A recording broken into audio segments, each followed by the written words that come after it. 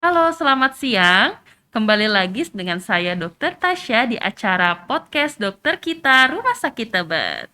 Hari ini kita akan membahas topik yang berkaitan dengan teknologi kedokteran nih, khususnya di bidang urologi, yaitu tentang bedah urologi minimal invasif. Apa sih itu? Nah, untuk tahu itu kita kedatangan bintang tamu yaitu Dr. Rian Adi Kurnia SPU, dokter spesialis urologi di Rumah Sakit Tebet. Mari kita sapa dokter yang sudah ada di samping saya ini. Selamat siang, Dokter Rian. Selamat siang, Dr. Tasya. Iya, salam sehat selalu ya, Dok. Oke, kita langsung saja mulai nih, Dok. Pembahasan kita kali ini. Sebenarnya apa sih, Dok, bedah urologi minimal invasif itu, Dokter? Silahkan, Dok. Baik, terima kasih. Jadi bedah minimal invasif di urologi itu adalah bedah yang meminimalkan luka sayatan pada pasien. Baik. Sehingga rasa nyeri yang ditimbulkan pada pasien berkurang dan kemudian juga lama rawatan menjadi lebih singkat dan tentunya juga komplikasinya menjadi lebih minimal. Oke. Baik. Oke, Dok. Berarti ada banyak keuntungannya juga ya, Dok ya. Betul. Nah, sebenarnya pada penyakit apa saja, Dok, bisa dilakukan tindakan bedah urologi minimal invasif tersebut, Dokter? Bedah minimal invasif bisa dilakukan terutama untuk kasus batu di saluran kemih maupun prostat. Oke. Tetapi juga bisa dilakukan untuk penyakit keganasan pada saluran kemih dan untuk operasi rekonstruksi. Oke. Baik, jadi penyakitnya sudah disebutkan ya sama Dokter Rian. Nah, bila dengan bedah urologi minimal invasif penyakit tersebut bisa dilakukan, apa sih, Dok, kelebihan dan kekurangannya dengan operasi biasa, Dokter? Baik, kelebihannya adalah yang pertama itu luka sayatannya kecil, kecil Oh, oke. sekali. Kemudian karena luka sayatan yang kecil itu, maka nyeri yang ditimbulkan pada pasien juga kecil. Mm-mm. Selanjutnya adalah dengan nyeri yang lebih kecil itu, masa rawatan di rumah sakit juga menjadi lebih singkat. Baik. Kemudian, komplikasi yang bisa ditimbulkan juga menjadi sangat rendah.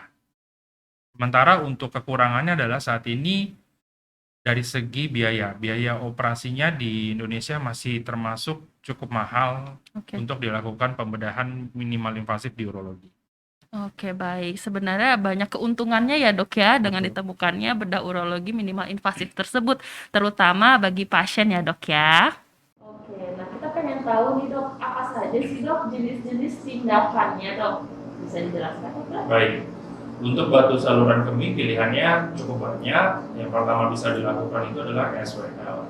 SWL itu adalah tindakan dengan menggunakan gelombang kejut, jadi pasiennya tidak perlu dirawat dan cukup dengan anestesi lokal. Jadi, ya betul. Jadi alatnya itu akan menempel di pinggang pasien, di mana di situ terdapat batu, kemudian dikonfirmasi dengan mesin fluoroskopi dan USG.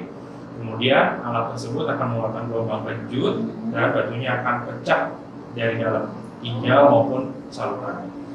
Setelah dilakukan tindakan, pasien bisa dapat langsung pulang dan dapat beraktivitas kembali seperti biasa. Kemudian yang kedua, yang bisa dilakukan untuk batu saluran kemih adalah tindakan PCNL. Tindakan PCNL itu menggunakan alat rigid kaku ya, dengan membuat lubang kecil di pinggang sehingga alat tersebut bisa masuk. Kemudian alat tersebut dihubungkan dengan kamera dan monitor sehingga batu dan anatomi ginjal dapat kita lihat di monitor. Kemudian batu tersebut kita pecahkan. Cara dipecahkannya ada banyak, bisa menggunakan tekanan udara maupun dengan ultrasound. Kemudian pecahan batu yang sudah menjadi kecil-kecil tersebut akan dikeluarkan melalui alat tersebut kembali. Tindakan PCNL dilakukan dengan pembiusan biasanya regional atau bius umum. Lama pengerjaan kurang lebih 2 jam dan lama rawatan kurang lebih sekitar 2-3 hari.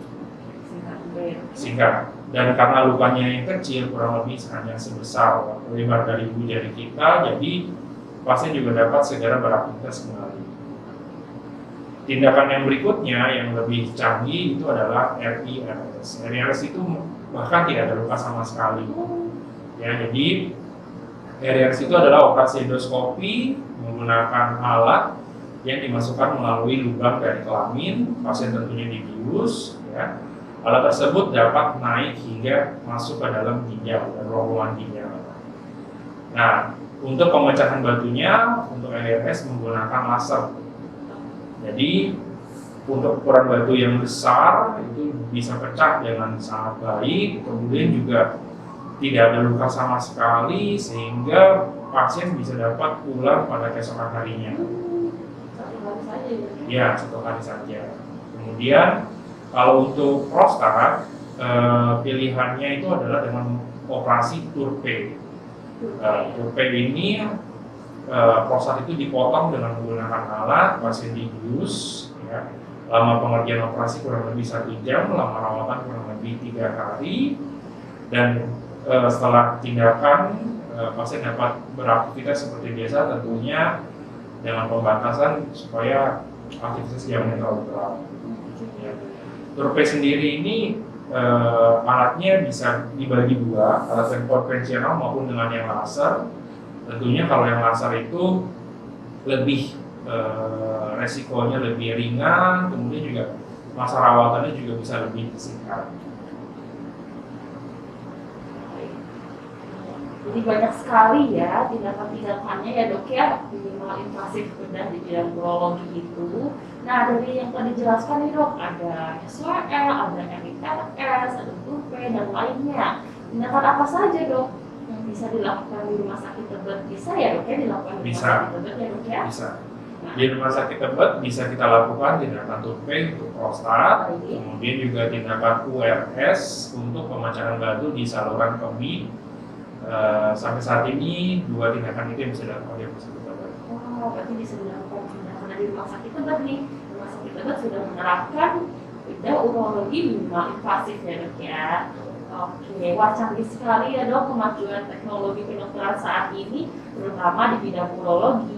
Nah, bila Anda atau keluarga ada keluhan-keluhan atau riwayat penyakit yang tadi dokter yang sebutkan, batu saluran kemih dan juga prostat, jangan ragu untuk konsultasikan ke dokter spesialis urologi di rumah sakit Tebet, karena di kita sudah ada bedah urologi minimal invasifnya, banyak menguntungkan bagi pasien dan pemulihannya, juga luka operasinya relatif kecil dan singkat ya dok ya. Baik.